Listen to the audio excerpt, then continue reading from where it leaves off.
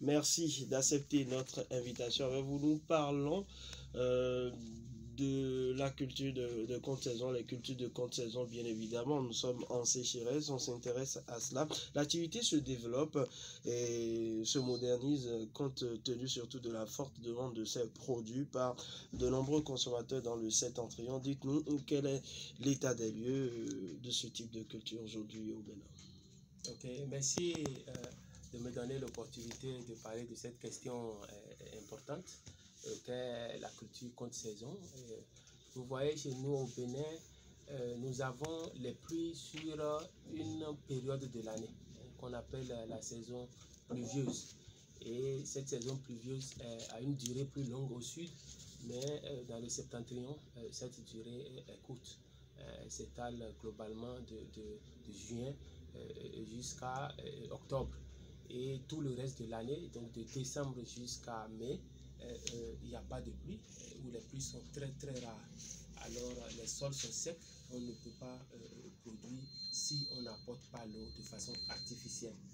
Et donc pendant cette période sèche et autant pour la période humide, il faut consommer, il faut des aliments.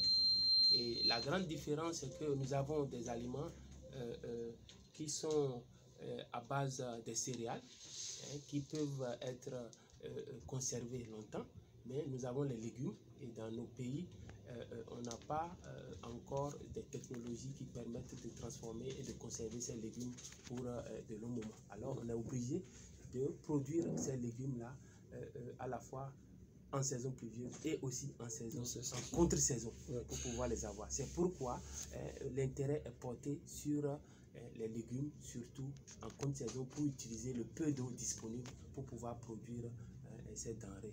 Alors, ailleurs, on constate que ce type, en tout cas cette façon d'évoluer des agriculteurs ou bien des maraîchers et autres, a beaucoup évolué. Et qu'est-ce qui empêche surtout le Bénin d'avancer beaucoup plus sur ce plan?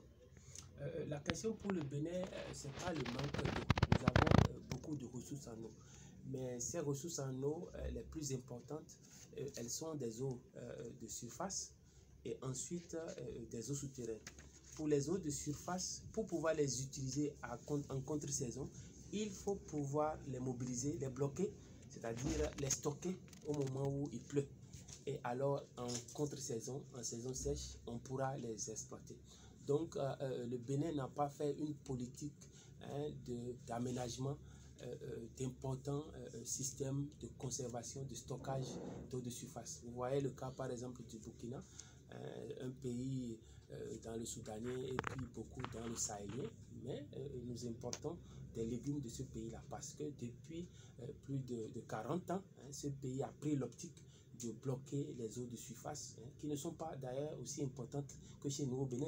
Et donc, le Bénin qui est bien arrosé. Le Bénin qui est très bien arrosé. Nous sommes presque 2 fois plus arrosés que le Burkina, mais eux, ils ont pris l'optique de pouvoir mettre en place beaucoup de barrages, des barrages en terre, qui ne coûtent pas grand-chose. Et alors, ces barrages leur permettent d'avoir de l'eau en contre-saison et de pouvoir produire de façon optimale des légumes. Professeur, que le Bénin n'a pas pu faire dans son temps. Oui, il n'y a pas que ça. Il y a que la culture de contre-saison contribue à la sécurité alimentaire. Mais dites-nous ce qui se produit. Est-ce que l'État a un regard sur tout ce qui se fait? Est-ce qu'il y a un suivi? Parce que selon nos enquêtes, on parle de mauvaises pratiques par rapport à la production, notamment dans la manipulation des pesticides et bien d'autres intrants pour avoir une forte production, et parfois ça devient nocif pour la santé. Quand on parle de production à contre-saison, production de légumes, il y a à la fois les légumes exotiques, laitues, carottes, concombres, choux et tout ça, mais on a nos légumes locaux qui sont l'amarante, la grande morelle, l'oxymum, c'est les chayos, les boumas, comme nous connaissons et on en raffole. Ça demande une haute technicité à la fois pour la gestion d'abord de l'eau. Et en termes d'eau, il faut aussi la qualité. Ce n'est pas seulement la quantité. Après avoir eu la quantité, il faut la qualité. Et la qualité en saison sèche n'est pas toujours au rendez-vous. parce que les eaux les plus facilement disponibles, c'est des eaux usées. Vous voyez, par exemple, dans le contexte de Parakou, oui, on a un grand système de collecteurs d'eau qui passe au niveau du marché à Zéquin. On a, comme le marché est là, on a d'importantes quantités d'eau usée qui quittent le marché. Et ces eaux, c'est des eaux de toutes sortes. Les eaux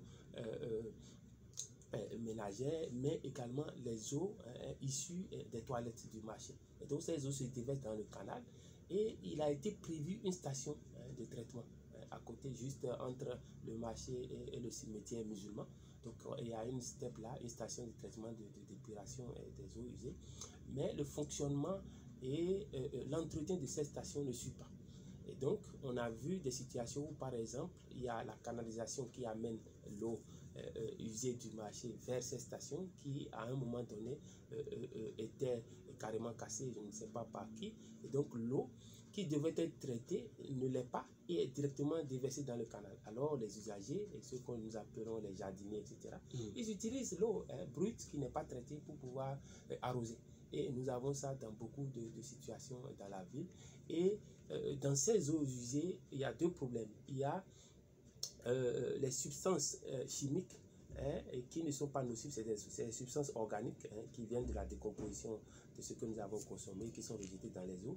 Mais il y a également la vie biologique, c'est-à-dire les micro-organismes, des bactéries, des virus, qui peuvent se retrouver sur les feuilles et contaminent les feuilles. Alors, quand on a acheté ces légumes et on ne fait pas une désinfection correcte de ces légumes, surtout ceux-là qui sont consommés crus, comme les laitues, communément appelées salades, et les carottes, etc.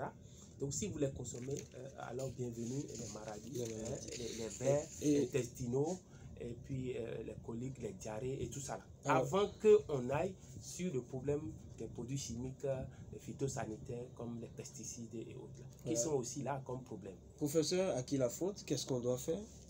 Ce que nous devons faire, c'est d'abord bien sûr les infrastructures qui sont en place. J'ai parlé de la station de traitement qui est là. Et donc cette station de traitement doit être suivie, entretenue comme il faut. Veiller à ce que les eaux usées rentrent correctement dans le système. Suivre la station au niveau de son fonctionnement pour voir que la qualité de l'eau à rejeter est bonne pour la réutilisation en l'agriculture, avant que les populations et les jardiniers et autres puissent l'utiliser.